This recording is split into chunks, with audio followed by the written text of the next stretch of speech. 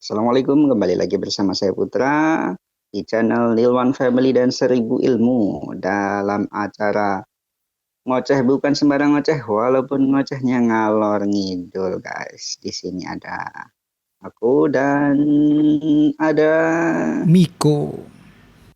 Do. Hilangnya rasa kebersamaan ya kalau seorang kakek nenek itu telah tiada. Iya Itu kayaknya betul. enak juga tuh bahas. Karena ini kan mungkin 15 hari lagi kan.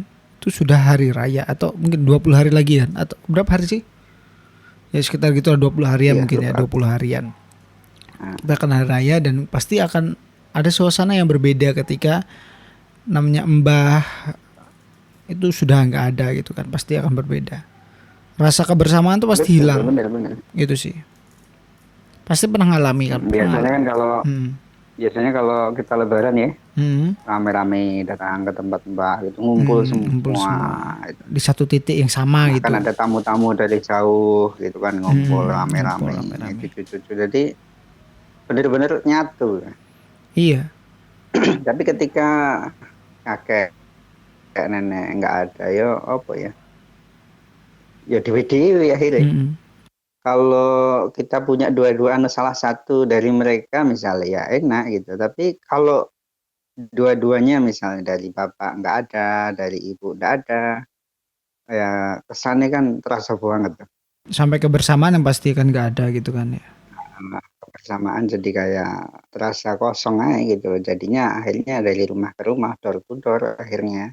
Ah ngumpul di keluarga sana, nanti habis ini ke sana. Ya sama aja sih sebenarnya waktu enek mbah, waktu enek yang lain itu sama aja, cuman kan ada yang lebih, ada lebih ekstra dari hal itu gitu kan. Iya juga sih. Nah, itu yang terasa hilang kadang-kadang. Kayak Makanya kadang-kadang diperlukan juga anak tertua sebagai titik eh, pusat kumpul apa gitu ya? kan.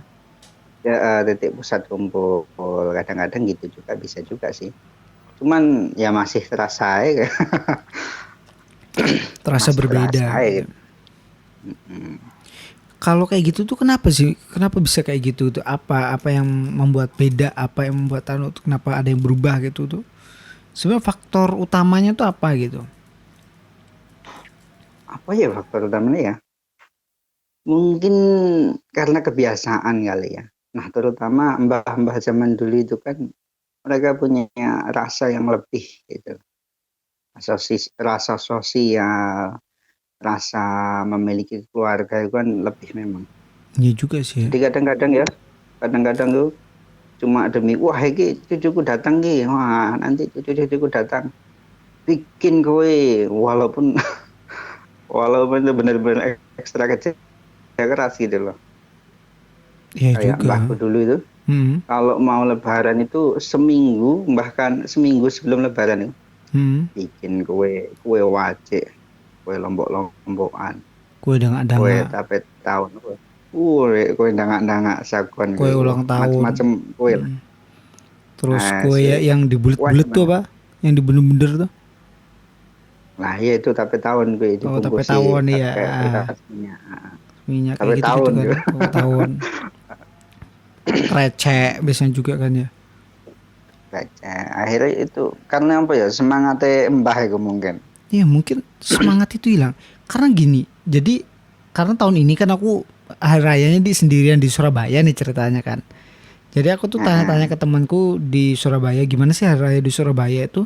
Ternyata hari raya di Surabaya itu kalau di perumahan-perumahan yang ada di Surabaya terus perumahan-perumahan mewah gitu kan atau menengah menengah gitu perumahan menengah dan mewah itu mereka kalau habis sholat id gitu mereka saling berdiri di depan rumah kemudian saling salim saliman gitu toh jadi ngomongnya tuh di depan rumah nggak masuk ke rumah gitu beda kalau kita orang-orang apa ya desa terkhusus kita di Kalimantan ya kita tuh kan masuk rumah gitu kan Mm-mm. biasanya kalau habis hari sholat id Oh, kita ya. masuk ke rumah kita makan biasa ada yang selamatan juga gitu tapi kalau di Mm-mm. Surabaya ini nggak ada jadi memang kayak biasa gitu jadi kita saling maaf-maafannya di Bahkan luar gitu sih itu yang membuat aku kaget bahkan banget gitu kalau sih ya. ngumpul ya, Mhm. bahkan kalau di sini di desa itu kalau ngumpul bisa seharian full deh nih.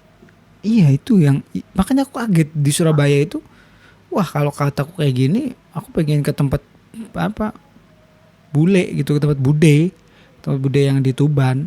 Tapi karena memang sekarang kondisinya juga lagi pandemi dan semua tempat dijaga oleh kepolisian, ya bingung kita mau kemana gitu. Akhirnya ya putusin waktu untuk di Surabaya, jadi nikmati kesendirian nih hari rayanya. Tenang, untungnya Hmm. teknologi zaman sekarang Iya, enak lah, bisa video call telepon-telepon, masih video enak. call. Tapi ya tadi kalau kita ngomong apa ya, perbedaan nggak ada mbah itu ya segitunya gitu. Tapi kalau mungkin ya aku pengen ngerasain bagaimana hari raya di Surabaya gitu sih. Pasti kan berbeda kan pasti. Apalagi aku ngelihat ya orang-orang Surabaya itu kan kalau hidup di perumahan pasti orang ya apa ya? Ya kayak tadi ceritanya gitu dari temanku Kelompor, dia ngomong kayak gitu. Hmm, mungkin karena belum kenal kali ya. Enggak, di perumahan Itu tuh mungkin rata-rata kalau kenal, sudah rata-rata kenal. Pasti kenal mereka. Cuman karena pemikirannya gini loh, tetangga mereka semua merasa punya, ya nggak perlu kita datang ke rumah si A, si B, si C, nggak perlu karena sudah merasa saling punya gitu. Ya punya makanan, punya ini semua sama gitu. Buat apa kita makan di tempat si A, kita makan si B gitu. Toh ya itu sama kan aja kalau gitu. tujuannya makan gitu loh. Hmm, Itu kalau tujuannya dia makan, tapi kan tujuan kita itu kan bukan makanan nih. Benar sih punya sama misalnya hmm, kita bikin kue ini ya punya, mereka punya gitu loh. hmm, Cuman rasa apa ya? Kita sambil duduk-duduk sambil cerita, "Oh, kabarnya gimana?" Wah, kan kayak gitu. hmm. Ada sesuatu rasa yang lebih lah ya, lebih dekat kan gitu. Itu kan ciri khas dari Indonesia kan gitu. Harusnya kayak gitu. Cuman entah kenapa memang di khususnya di Surabaya yang aku tahu ya kayak gitu. Mungkin itu hanya di sebagian tempat ya di Surabaya, tapi nggak semuanya gitu. Kalau mungkin di kemarin kan aku hari rayanya di Surabaya kan tahun kemarin sama teman-teman Hmm. di Surabaya sama Mahadum juga. Ya sepi di Surabaya, memang sepi. Apalagi memang di perumahan di mana dan sepi semua sih. Memang beda kalau kita ngerasain memang di tempat Kalimantan ya, khususnya itu beda jauh, Ini beda jauh. Kayak budaya tuh hilang gitu loh. Budaya ya silaturahmi, budaya anu gitu memang hilang. hilang, benar-benar hilang itu. Tapi kalau di Sampit masih tuh, di Sampit kayak di kotanya Kalimantan ya. Di Sampit tuh, Sampit itu kalau untuk antar keluarga itu masih lah ada ngumpul. iya Ayo masih. kita ke sana gitu sambil santai-santai, makan-makan dulu lah gitu. Iya kalau masih di Sampit masih sih. Bahkan Masih kalau di ada. Sampit itu hari raya haji itu jalan-jalan loh. Ada yang selamatan juga, jalan-jalan masuk, Ada. ada kayak gitu gitu. Tapi kalau orang Jawa hari haji ya biasa aja gitu loh. Nggak ada namanya jalan-jalan, nggak ada. Silaturahmi nggak ada. Itu sih yang Iya aku sih beda. memang. Wih, kok beda ya, kaget tradisinya gitu. Kalau kalau apa ya namanya ya? Kalau si selamatan di hari hari raya haji Hmm. itu hampir kayaknya seorang Banjar lah itu rata-rata kayak gitu. Ya kayak apa ya, mereka selamatannya pakai lontong sayur kan. Ada lontong Lontong, sayur, ketupat, ada ketupat, soto, ada utamanya soto. soto sih. Cuy. Itu sih.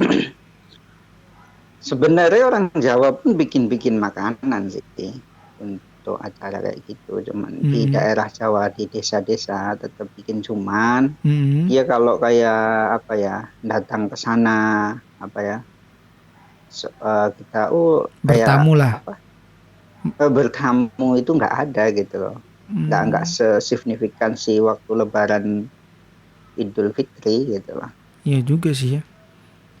Apa karena memang kita itu karena merasa sudah besar, sudah tua, jadi rasa silaturahmi ke tempat orang atau ke tempat tetangga atau ke tempat saudara itu mulai berkurang ya, karena alasan wah kalau mau ke sana kita nggak bawa apa-apa, mau ke si B, ke si A, ke si paman, si Pak D ini, kayak kita ngerasa kita kalau nggak bawa apa-apa tuh kayak malu gitu. Atau kalau kita pakai baju Kalau sederhana itu juga kayak seolah-olah, weh mempermalukan dan sebagainya. Itu ada beberapa orang yang ngatain kayak gitu sih. Apa itu bener atau gimana sih Oh, gitu ya? itu benar sih. Cuma itu nggak berlaku waktu Lebaran sih. Itu biasanya berlaku untuk hari-hari biasa. Itu biasanya umumnya kalau di daerah Hmm, Jawa hmm, itu kalau kamu belang kemana misalnya, oh belang. Kalau kamu ingin bertamu. datangi orang kemana, Hmm, bertamu gitu.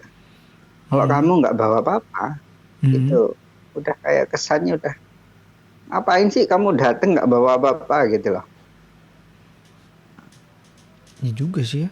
Itu padahal kalau kita masih kecil, kita masih kayak ya seumur-umuran masih belum mikir-mikir apa-apa, kita kalau bertamu ya bertamu aja gitu, nggak bawa apa-apa ya nggak masalah,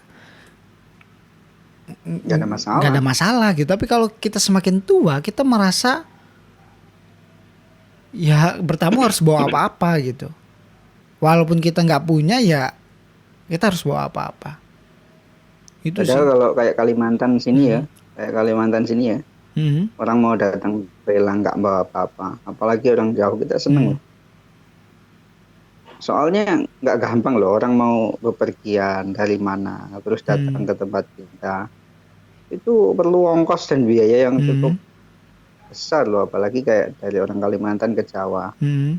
Itu biayanya nggak kecil. Hmm. Itu mau belang, mau bertamu itu kan bukan sesuatu yang mudah gitu. Jadi kalau orang Kalimantan tuh ada orang bertamu pasti seneng ya, walaupun nggak bawa apa-apa. Walaupun nggak semua tapi mayoritas kayak gitu. Walaupun nggak semua tapi mayoritas gitu ya. Tapi kalau orang Jawa rata-rata harus bawa apa-apa ya? Kayaknya gitu sih.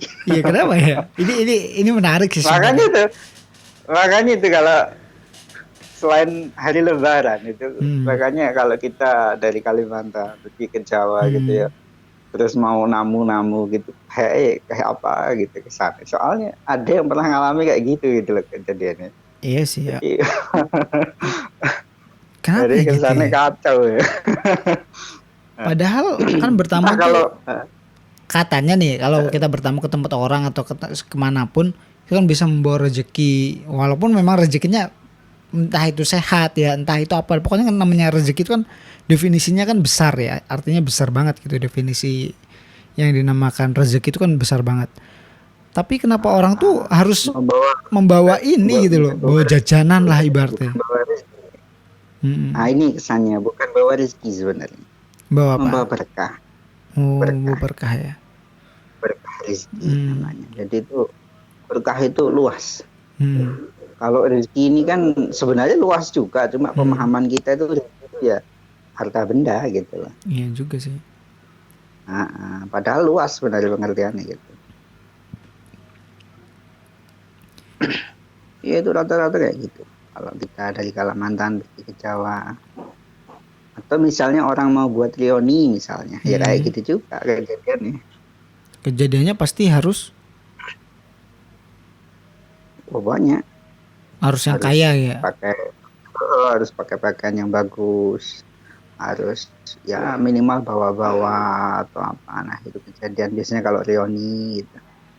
Iya aneh ya. Maksudnya gini, kita reuni itu kan ngumpulin orang, kita akan curhat bareng, kita akan cerita masa lalu gitu, masa yang sekarang juga gitu. Atau memang reuni itu sebagai ajang untuk nunjukin ya kita sudah sukses loh.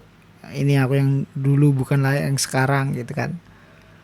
Atau seperti apa ya, memang kata reuni, kata bertamu juga itu memang sesuatu yang saat ini pemahamannya berbeda gitu. Orang-orang yang reuni bertamu itu kan tujuannya adalah untuk kita bertemu gitu, untuk menghilangkan rasa rindu.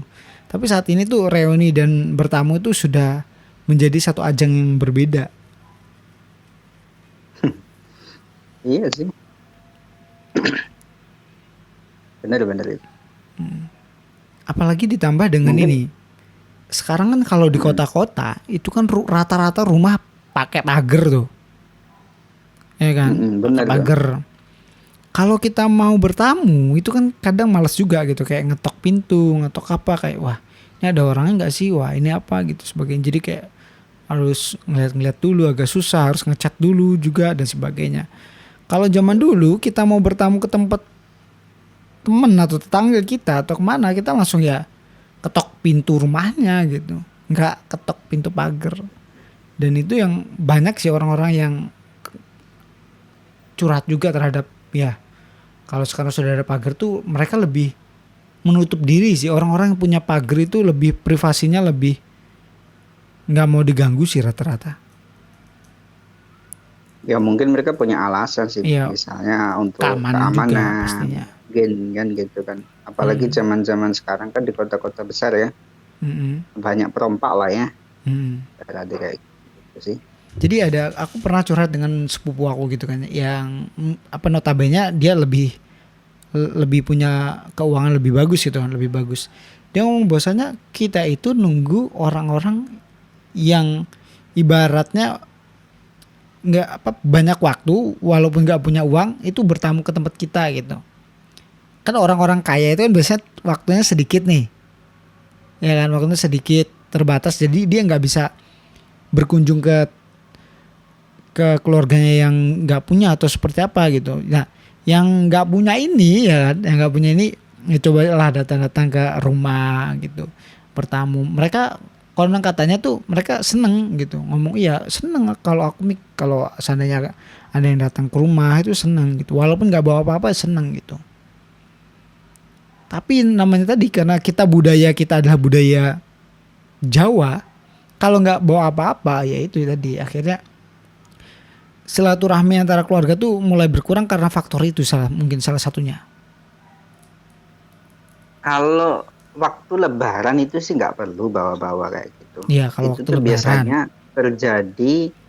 terjadi di waktu di luar Lebaran itu Tapi sering masalahnya, terjadi ya kayak tapi masalahnya apakah kita harus nunggu Lebaran baru bisa kayak gitu? gitu. Ya iya juga sih. Iya kan, Lebaran kan setahun, setahun sekali. Ya kalau lama ketemu lah. ketemu Lebaran.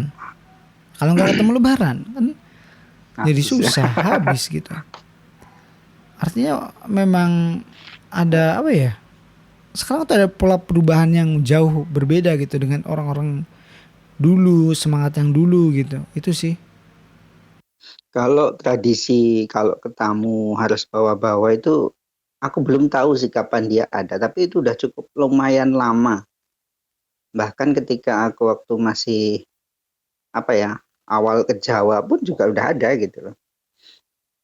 Aku awal ke Jawa itu tahun berapa ya? 2000 2003 kalau nggak salah. 2002 2003. Udah kayak gitu. Jadi itu mungkin udah lama banget itu kayak gitu. Biasanya itu adalah selain faktor pekerjaan, Hmm. waktu, bahkan keuangan ya. Ya juga sih itu bisa Nah, jadi. biasanya keuangan misalnya kayak sini Sampit, Hmm. tempat ini di desa nih, Hmm. di desa SKPJ. Sini mau ke Sampit aja kan kiloannya itu berkisar jaraknya 150 kilo. Nah, itu perlu Hmm. biaya gitu. Kalau satu orang sih gampang aja dia naik motor gitu contohnya. Hmm. Tapi ketika bawa 4 sampai 5 orang kan perlu mobil. Nah, itu Iya perlu juga. biaya yang lebih besar lagi gitu loh. Oke, sebenarnya untuk menciptakan suasana baru, suasana unik dan sebagainya itu tidak perlu kita harus melancong jauh-jauh ke tempat pantai ataupun ke puncak atau kemana-mana gitu. Kan orang-orang yang ke puncak dari Jakarta ke puncak Bandung itu karena mereka di Jakarta tuh nggak ada tempat gitu. Karena memang kalau kalian pernah ke Jakarta nih misalnya ya, rumah-rumah di sana tuh kan dempet-dempet, nggak punya halaman, parkir pun susah nih. Mau bakar-bakar takut rumah orang kebakar ya kan. Mau nata tempat juga susah. Pokoknya susah banget lah di Jakarta pokoknya gitu. Kalau hanya orang-orang kaya pun yang bisa nikmati tempatnya gitu. Mungkin buat rooftop di halaman, bakar-bakar halaman gitu, dan itu perlu biaya yang sangat mahal gitu buat kayak gitu. Nah, kalau kita nih orang-orang desa di KPC terus di daerah kita Mas ya. Kita nggak usah jauh-jauh deh untuk kemana-mana gitu. Di belakang rumah atau depan rumah tuh bisa jadi satu spot yang bagus gitu. Asal kita pintar aja ngolahnya gitu. Ngolahnya bagaimana ya, mungkin kita buat pondok-pondokan kecil, kita buat duduk-dudukan kecil, kita buat api unggun, terus kita bakar-bakaran di situ gitu. Itu pasti Iya bakalan juga jadi sih. seru gitu kan. Sih, yang ada pavilion mini lah, pavilionan asal-asal jadi ya gitu. Asal jadi tempat Ada duduk-dudukan, yang kayak bakar-bakaran, gitu itu udah cukup sudah cukup gitu, sudah mantap sih. suasana. Apalagi kalau kita bisa ngeliat nih nanti kalau situasi malamnya tuh memang terang, ada bulannya. Kan di sana tuh kan gelap posisinya kan, nggak kayak di kota-kota susah ngeliat bintang kan. Di sana tuh ngeliat Ya bintang mungkin tuh karena mudah kabut ya. gitu loh. Ngeliat bintang tuh mudah banget. Terus pakai api unggun, bakar-bakar, wes seru bro, Mantap. mantep lah. Bakar-bakar gitu, bakar apa asal jangan bakar ikan seluang gitu.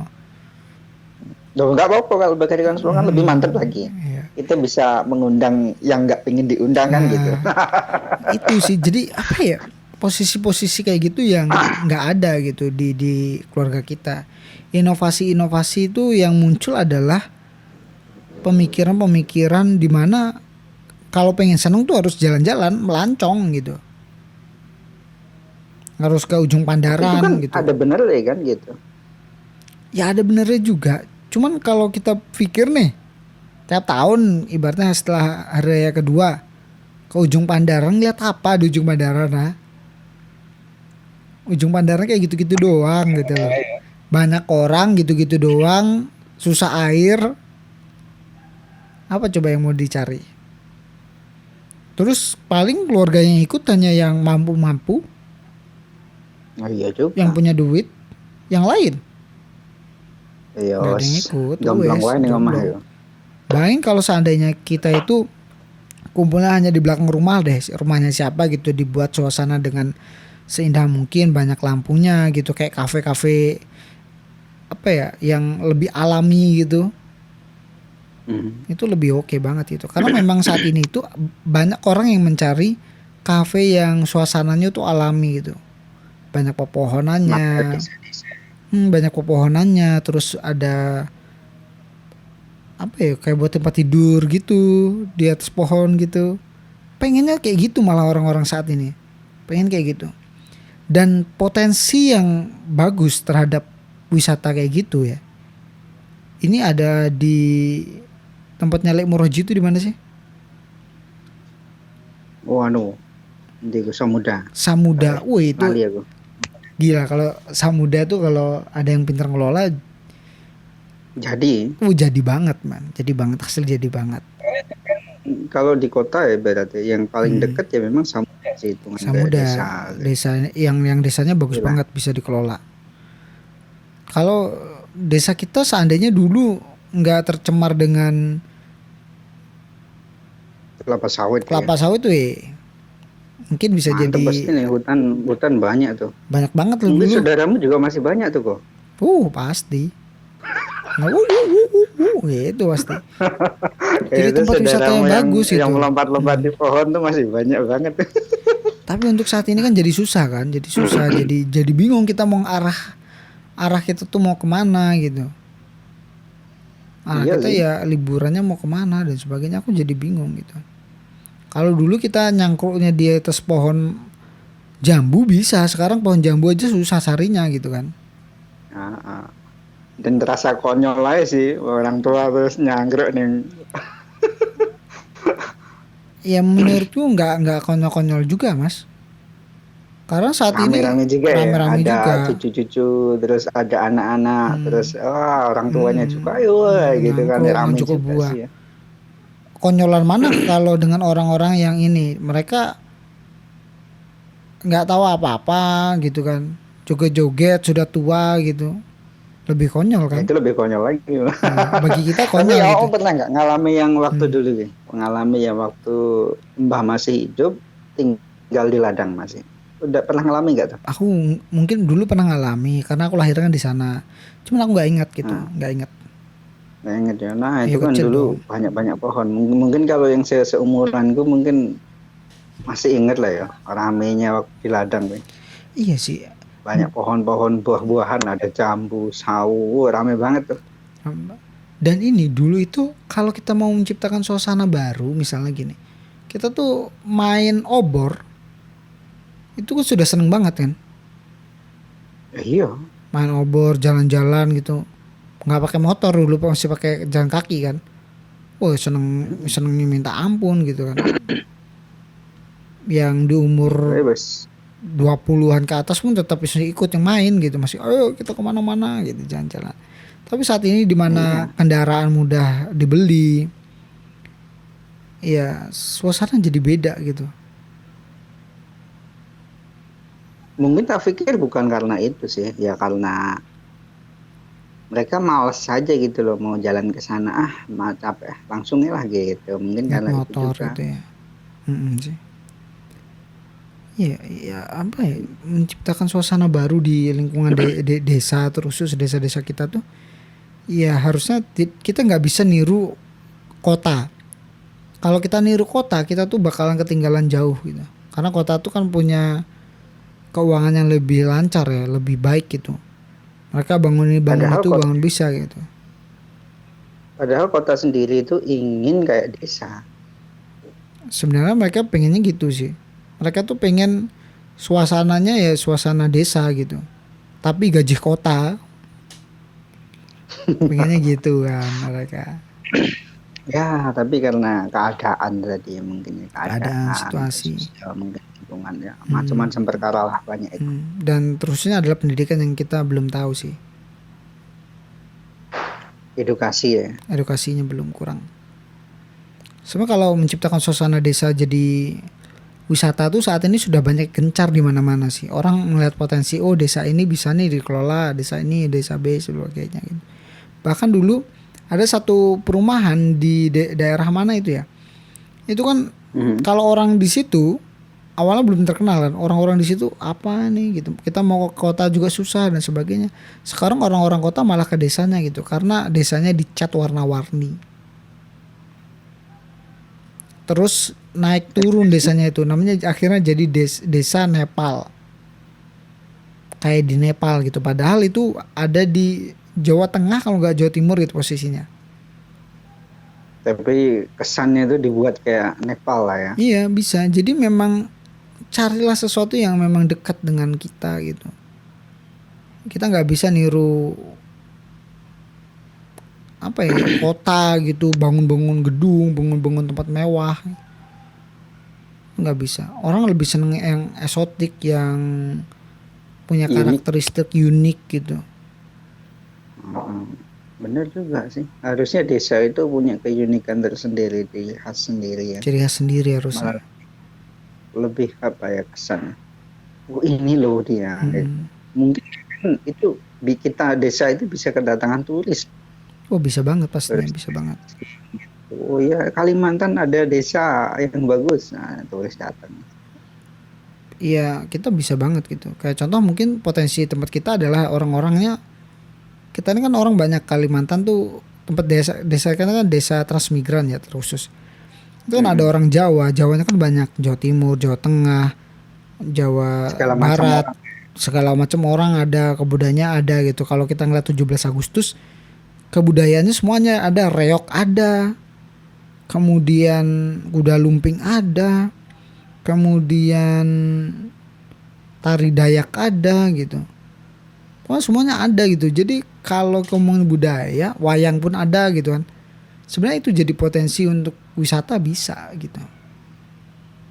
Untuk menarik wisata tinggal cari orang-orangnya. Kita cari tempat yang memang itu potensial untuk ngumpulin orang. Terus dipasarkan melalui media. Jadi suasana baru gitu di desa kita. Sehingga desa kita jadi tempat yang orang-orang melancong bisa sih. Dan orang-orang kita pun akan merasa betah juga di situ gitu. Oh iya ya, nggak usah jauh-jauh ya, kita liburan di sini sendiri gitu. Bisa sebenarnya. Iya juga sih. Bener tuh. Soalnya kita tuh Jadi lintas lintas seni, lintas budaya, lintas keluarga, mm, kita semua. tuh sebenarnya kekurangan hiburan aja sih sebenarnya. Kekurangan hiburan, makanya banyak anak-anak muda ketika di hari raya kedua mereka lebih memilih ke kota yang mereka anggap bahwasanya di kota tuh ya hiburan gitu. Banyak hiburannya, banyak mau kemana-mana bisa gitu. Itu sih. Tapi kalau orang-orang kota malah milih untuk pergi ke desa gitu, atau mungkin pergi ke mana gitu, yang tempat-tempatnya bisa jadi wisata gitu kan. Tapi memang untuk menciptakan situasi keluarga yang seru, yang apa ya, yang pokoknya yang harmonis lah ibaratnya gitu. Ya dengan kumpul. Cara kumpulnya bukan kita pergi ke satu wisata di tempat A, tempat B, tempat C gitu. Karena memang untuk ke tempat A, ke tempat B, ke tempat C kan itu kan perlu transportasi. Dan gak semua orang punya keuangan yang baik untuk transportasi tersebut gitu. Yang bagus adalah menurut saya ya buat wisata di belakang rumah. Tadi bakar-bakar apa gitu, itu jadi Apalagi kalau ada keluarga yang mau memberikan fasilitas lah ya, fasilitas tempat aja gitu lah. tempat Nah, aja kita rame-rame bukan di situ gitu. duduk-duduk Bisa gitu juga. Ya malam-malam. Nggak perlu harus yang mewah, yang penting ada wani ngono cukup ya. Serahkan aja semuanya pada anak mudanya gitu. Jadi gitu. Jadi pasti. Hasilnya kayak gitu aja, sederhana gitu. Cuman biasanya gini nih, ada pola ketika orang-orang keluarga itu kumpul, terus disampit ya, keluarga yang disampit itu kan yang kaya sama yang kaya, yang miskin di belakang, yang kaya di depan gitu. Kumpulnya beda-beda gitu, dengan ada gap anu lah ya, kayak gap lah ya. Ya ada gapnya, ada apa ya, ada space-nya lah antara si keluarga B itu, ada space-nya. Nah, itu jadi masalah juga. Jadi satu masalah juga yang harusnya nih cari jalan tengahnya nih, kemana nih gitu.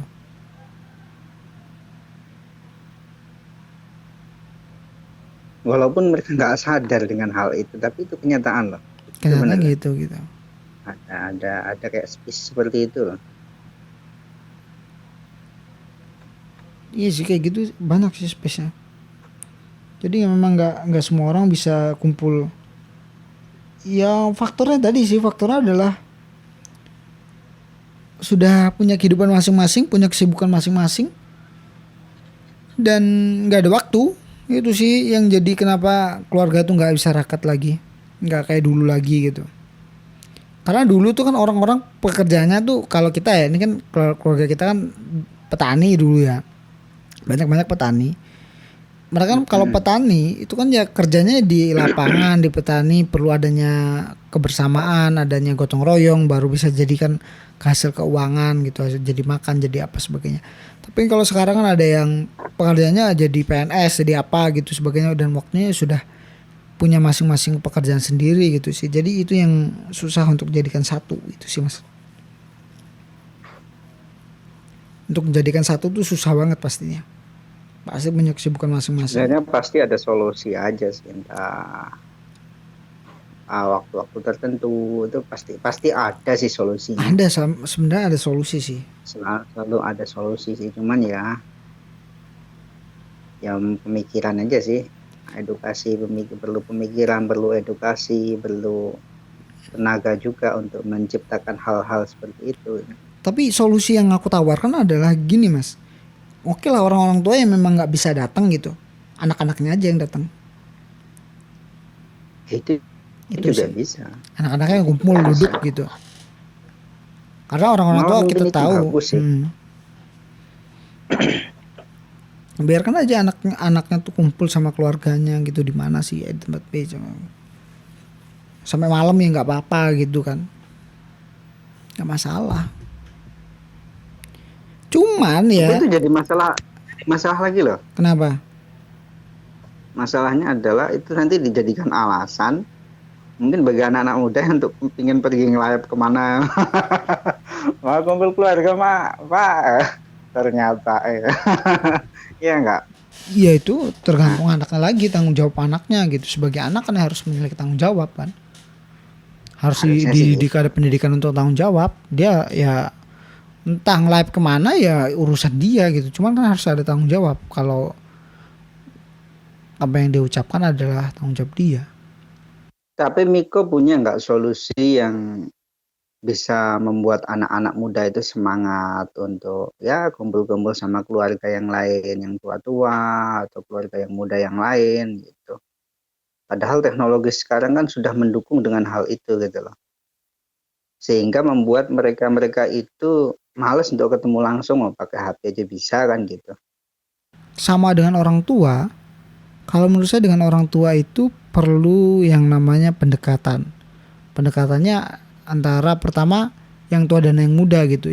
Yang muda harus berani ke tempat yang tua.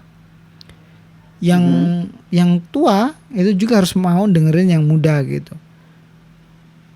Karena terjadinya situasi komunikasi itu kan karena ada satu persamaan kan. Ibaratnya persamaan, oh kalau si A suka bola ya si B suka bola, jadi satu pembahasan yang seru gitu.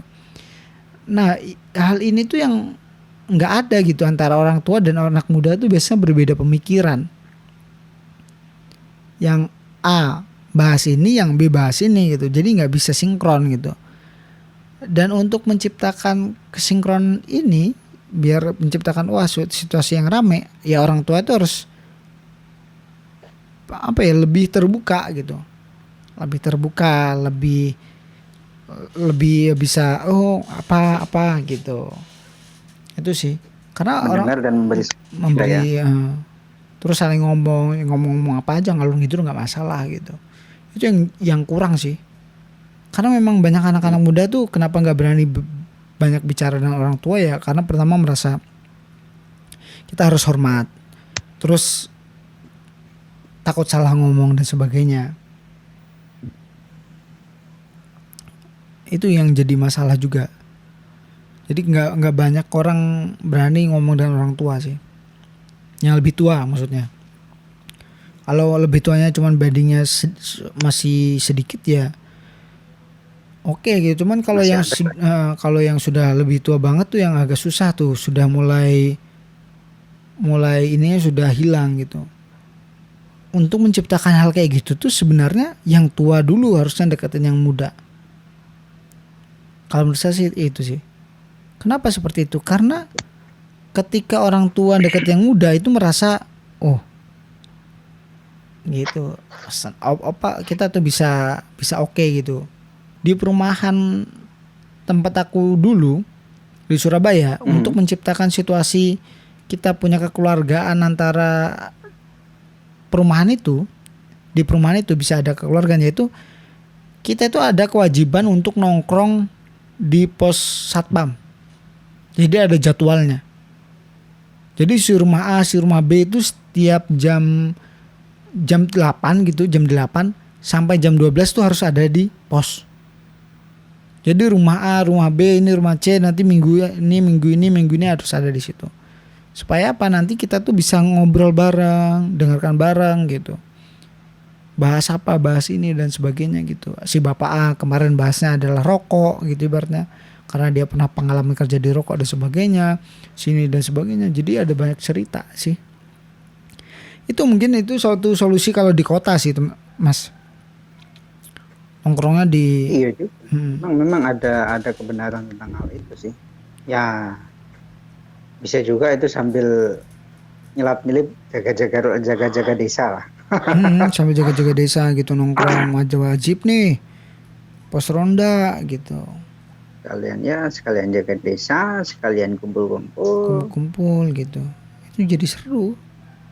Yang awalnya memang kayak ngerasa ngapain sih, pasti nanti isinya orang-orang tua, nanti bete mereka pasti ngomong aneh-aneh apa gitu ya kan. Tapi pasti jalani oke aja gitu. Kita bahkan banyak menimba ilmu dari mereka-mereka yang tua gitu, pengalaman mereka. Dan orang-orang tua itu jangan selalu ngejudge anak muda itu salah gitu sih. Jadi ngejudge-nya itu jangan di depan umum. Cara untuk ngejudge orang atau ngasih tahu orang itu jangan di depan umum. Setidaknya harus 4 mata lah, supaya ya tadi biar mereka nggak kesinggung, kemudian juga langsung bisa merasuk ke hati, nggak ada dendam juga. Jadi ngasih taunya langsung ya 4 orang gitu, 4 mata, jadi 2 orang itu ngobrol langsung. Jadi nggak harus ketika langsung di tongkrongan ditegur, kamu gini gini gini gini, kamu sukanya mabuk, kamu gini gini, wah Habis malah habis malah sudah. besok nggak akan Habis datang deh, nggak akan datang lagi nongkrong, nggak akan nongkrong. paling apa di sana itu guru kayak gini ngoceh aja udah tua. Nah, kayak gitu, pokoknya nggak merasa nyaman gitu, nggak merasa nyaman. Tapi kalau kita ngerasa oh alasannya gini, alasannya tahu, kita tahu gitu, ya negurnya pas lagi berduaan, itu sih. Karena yang kita lihat, apa yang kita lihat tuh belum tentu, kan kita nggak tahu tuh dia ngelakuin kayak gitu tuh latar belakangnya kita nggak tahu kan, kenapa bisa gitu. Langsung aja kita ngerasa wah itu dia salah gitu. Kita nggak tahu masalah apa gitu yang terjadi di belakang. Mungkin karena dia dapat tekanan, dapat stres, dapat apa, terus dia salah jalan. Nah, salah jalan inilah meluruskannya dengan tadi ngobrol berdua. Terus ya dirangkul supaya ya jangan salah arah, diluruskan gitu sih. Tapi gini kok. Nanti kalau misalnya kalau kamu ngobrol berdua sama masih janganlah ngerangkul-ngerangkul gitu. Nggak baik. Enggak, maksud dalam artian rangkul itu bukan seperti itu. Bukan ngerangkul kayak gitu, bukan. Merangkul tuh apa Ini ya? sangat berbahaya. Hmm, Yang sekarang itu mengerikan rangkul-rangkul. enggak. Maksudnya gitu sih. Karena anak-anak di desa ini potensialnya bagus gitu. Orang-orang yang mereka tuh sebenarnya generasi emas. Orang-orang anak-anak desa ini generasi emas. Karena tanpa mereka, misalnya gini di beberapa daerah di desa itu menjadi satu potensi untuk pertama wisata, daerah wisata karena di desa. Kedua, tempat yang namanya industri pangan. Mungkin padi, mungkin buah-buahan dan sebagainya. Kalau mereka tidak ada dan mereka lebih memilih untuk merantau ke kota-kota besar seperti di Hong Kong gitu atau Jakarta atau di mana-mana lah ibaratnya, ya akan susah gitu. Semisal kayak saya tuh pernah ke satu desa namanya di Trenggalek.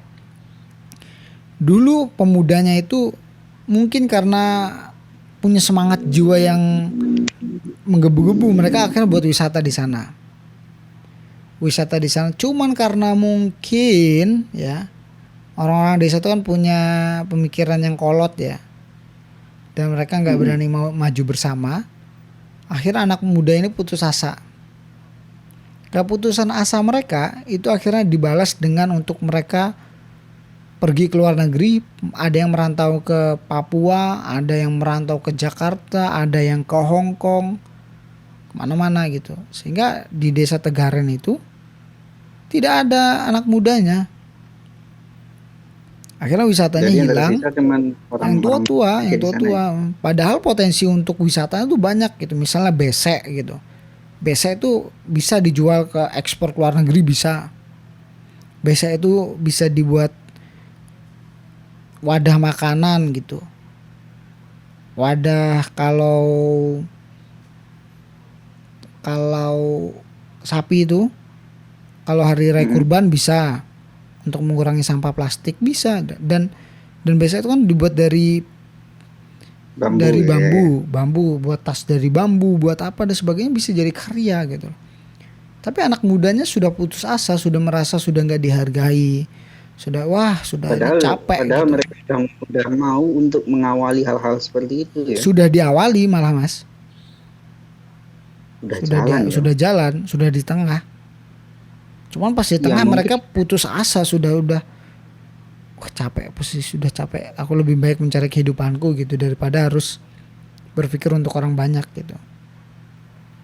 Ya mungkin karena edukasinya nggak ada, rasa kepedulian atau solidaritasnya nggak ada, atau merasa mereka Allah ngapain sih ngurusin orang, ngurusin aja perut kita sendiri gitu. Enggak, awalnya mereka mau ngurusin orang banyak mau, cuman entah karena kenapa, mungkin karena ya tadi ada pemikiran di mana orang tuanya.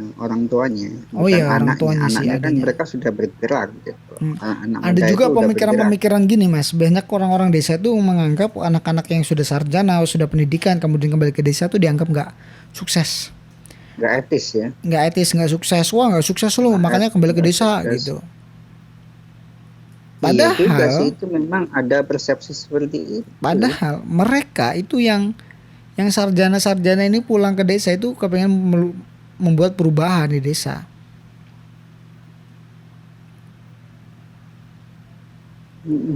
Bener sih. Perubahan di desa. Ada namanya Rajiman. Rajiman itu kalau kita cari di Instagram, dia itu sekolahnya di Australia, S2-nya di Australia.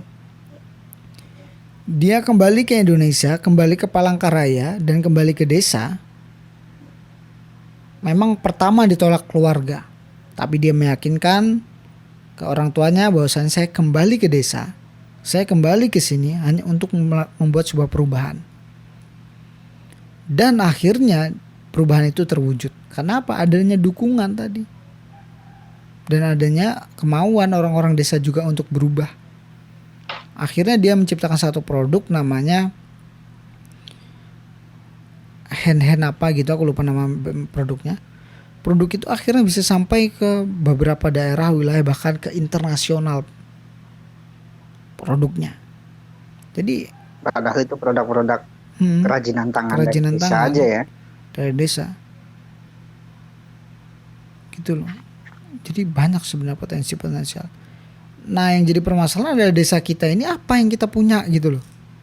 Alamnya sudah nggak ada, Apa yang kita bilang? Ah, alamnya sudah nggak ada Habis ya, bingung gitu jadinya. orangnya juga udah nggak kreatif juga. Orang sudah pada hilang juga yang anak-anak mudanya. Ada apa ya? Jadi bingung. Kalau saya disuruh, saya tuh pengen kan pulang ke sana. Terus dikasih tantangan untuk ngelihat kayak gitu tuh susah gitu. Susah untuk saat ini, saya ngeraba-ngeraba susah.